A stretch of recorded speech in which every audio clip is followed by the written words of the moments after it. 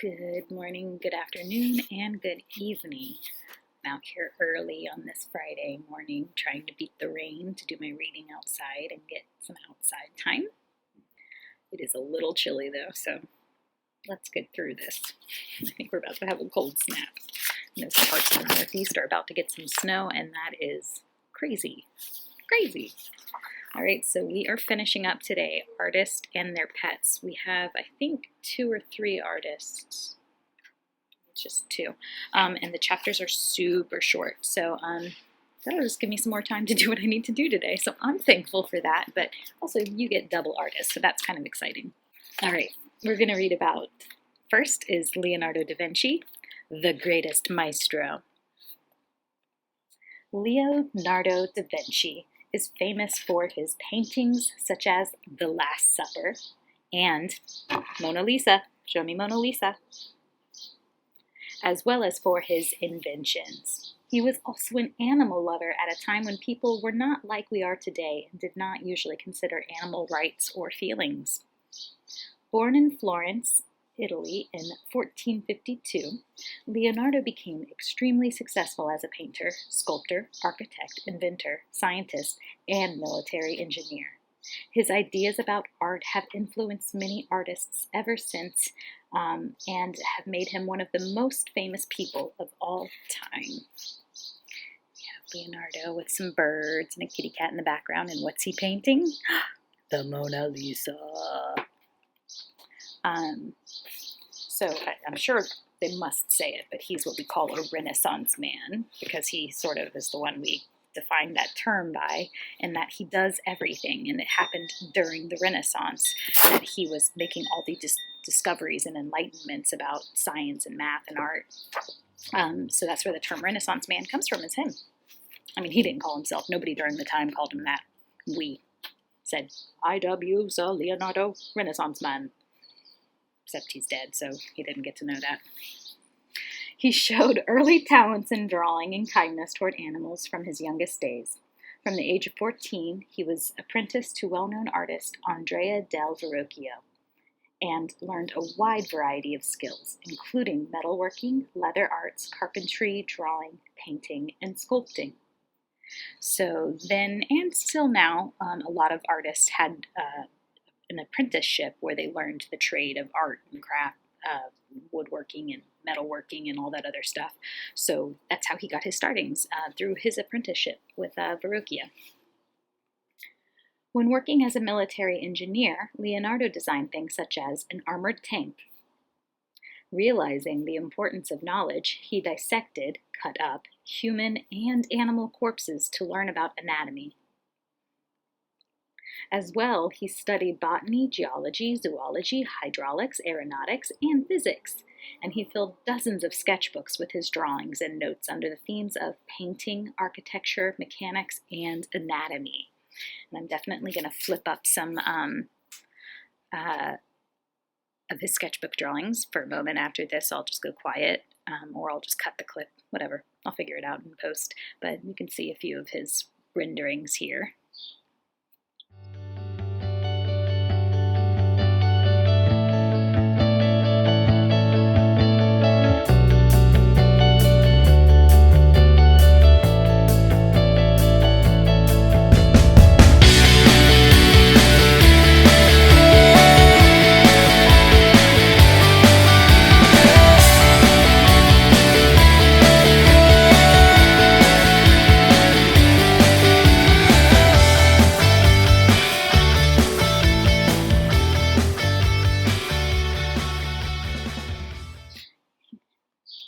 Leonardo used his study of the wings of birds and bats in design for a flying machine 400 years before airplanes were invented. He was thinking of flying 400 years before they were invented. In the first life story written about him, the author Giorgio Vasari claims that Leonardo loved animals so much that he bought several caged birds that were sold in Italy at the time, mainly for food, sometimes as pets. But Leonardo opened the cages and let the birds fly away. Unusual for the time, he wrote that humans may be more powerful than other animals, but they are not better. And when most people ate meat, he was a vegetarian. You guys, I didn't know that about him. How did I not know that about him? He was a vegetarian. That's the end of Leonardo. Great man. So my task to you, if you want to do something inspired by Leonardo, would be to invent something. Come up with an idea for a great new invention. If you have trouble with something on your daily basis, think about your daily life and what's a product or design that you're just like, this thing doesn't work. It could be better. I could improve upon this, and invent something new that solves your problem. Or just think of a problem that you have. For instance, let me think. When I was a kid, we did something called Invent America, and I was not good at it. I couldn't think of things very easily, so my design didn't win. But it was, I took one of those paper bowls, put it upside down, and pretended it was a bed, and I made a doll catcher. So I put like a little net all the way around it because I always had so much dolls on my bed, and I thought, well, instead of them all falling to the floor and having to pick them up, let's make a net that goes around the bed to catch it. So that was my invention. Obviously didn't work. Probably a lot of issues with that, like children falling into the net and getting caught and strangled in their sleep. So not a good idea, Miss Grace, but I was little and I had no idea, and I wasn't that good at thinking of new inventions then. Next artist is Sir Edwin Landseer, and it says animal lover. Sir Edwin Landseer made the huge lion sculptures in London's Trafalgar Square. Very cool. He also made paintings of animals, especially horses, dogs, and stags. A stag is like a big male deer with big horns, antlers.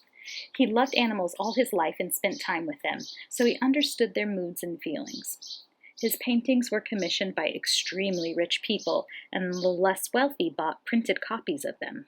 Even Queen Victoria and Prince Albert asked him to paint their portraits with their pets.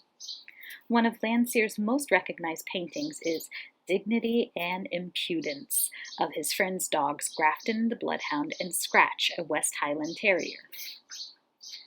Get a picture of that up in the screen as well. Dignity and Impudence. Landseer's paintings of dogs were so admired that the name Landseer has become the name for a type of black and white Newfoundland dog.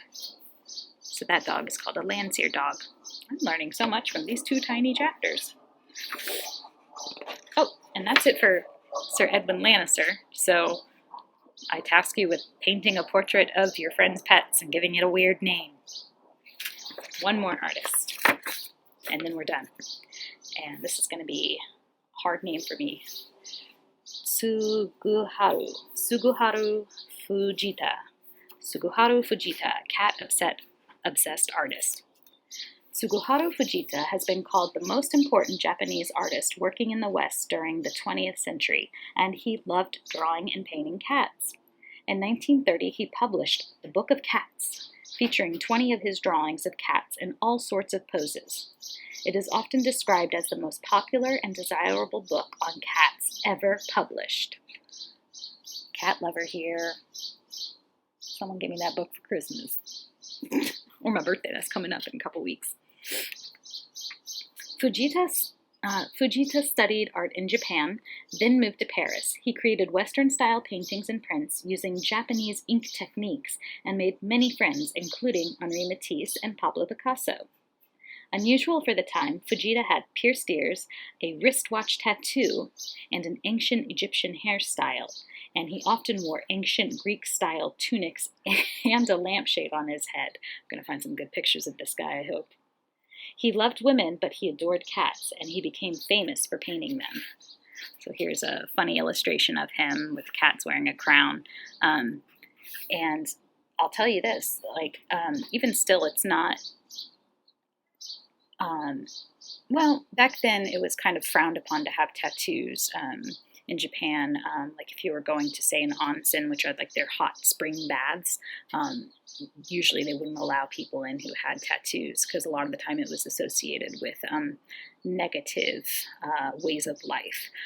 It's obviously totally different now, and there were like tribal tattoos even, with the poke and stick technique. So going down a road here, I don't need to. But anyway, that's the end of the book.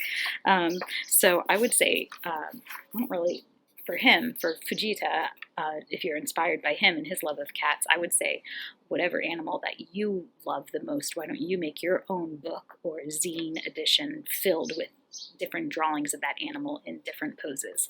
So that could be a lot of fun. I can't wait to find pictures of Foujita. Looks like he'd be quite the character. But that's the end of the book. And if you are interested in this book, it's nice because at the end it has a glossary and goes into the different names of like art movements, so gives you a list of other books you can read about. And then has all the citations for where the work comes from, but then it also has an index so you can go back and reference your favorite artist or the specific styles. So this is a great little resource. And I believe I have one of these copies at school. So some lucky kid who shares with me all the work they did inspired by the readings might just get that book. So you got to be paying attention. All right. So we'll see what's going to happen next week. I have some picture books in my car that I was able to pick up from school about a month ago.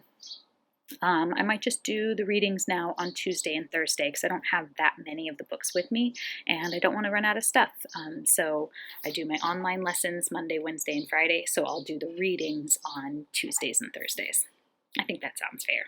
I was thinking of just going to one a week, but I kind of enjoy doing this, so Tuesdays and Thursdays we'll do readings. All right, kids, and adults, and my friends who watch this and laugh at me, that's okay. I'll see you.